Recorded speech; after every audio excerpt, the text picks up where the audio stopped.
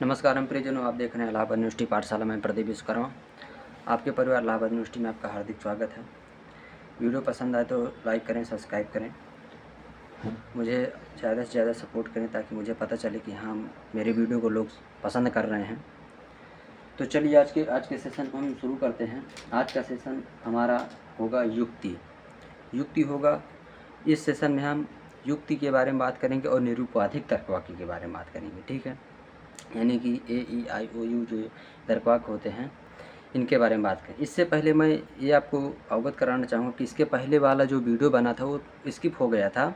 Video के अंत होते होते थोड़ा स्किप हो गया था, इसलिए उसके आगे से थोड़ा मैं पिछले वाले वीडियो को बताना चाहूँगा। इससे पहले ये नोटिस देना चाहूँगा कि इस वाले वीडियो को देखने से पहले इसके पहले वाला यानी पार्ट फर्स्ट वीडियो ज़रूर देखिए, क्योंकि वो वीडियो महत्वपूर्ण है। अगर वो वीडियो नहीं देखेंगे तो आपको ये वाला अगला वीडियो समझ में नहीं आएगा।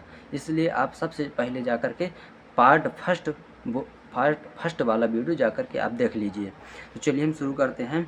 तो हमारा वीडियो स्किप हुआ था जहाँ पे हम बात कर रहे हैं कि तर्क वाक्य और वाक्य में अंतर क्या होता है, जो मूल अंतर जो होता है किस प्रकार से हम उसको परिभाषित कर सकते हैं। इस प्रकार से आप देखिए कि तर्क वाक्य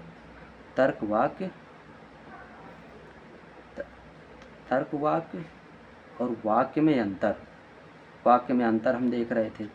तो तर्क वाक्य में अंतर मतलब निम्न प्रकार से हम लगभग 5 प्रकार के अंतर होते हैं। तो एक पहला अंतर होता है व्याकरणात्मक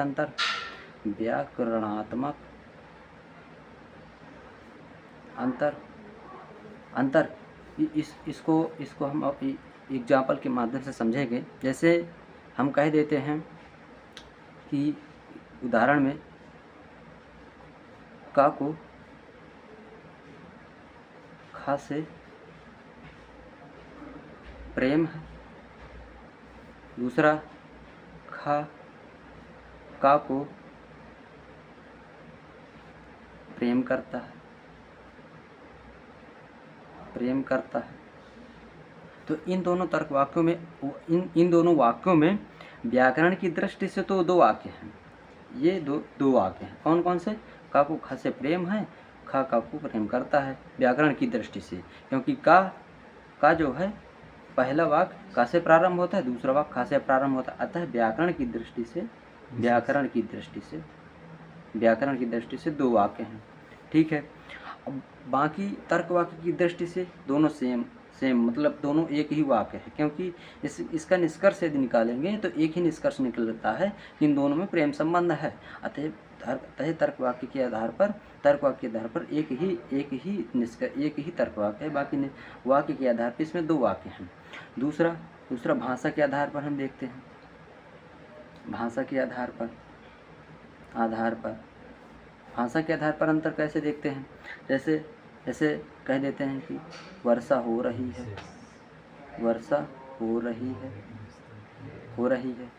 ये हिंदी भाषा का वाक्य है। हिंदी भाषा। पावसो पढ़तो ये मराठी भाषा का शब्द है, मराठी भाषा का वाक्य है। तीसरा कह देते हैं जलम वर्षति संस्कृत भाषा का वाक्य है। इट इज़ रेनिंग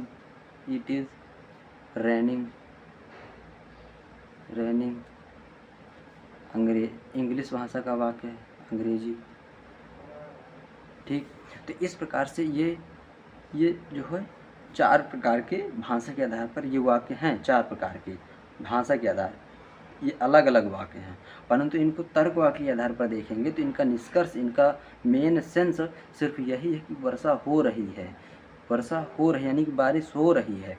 इसका सेंस यही है। अतः तर्क वाक्य के आधार पर ये सिर्फ एक ही तर्क वाक्य है। ठीक है। तीसरा अंतर आप देख लीजिए कि तर्क वाक्य जो है वाक्य 5 प्रकार के होते हैं। 5 प्रकार के होते हैं। कौन कौन से? साधारण वाक्य, दूसरा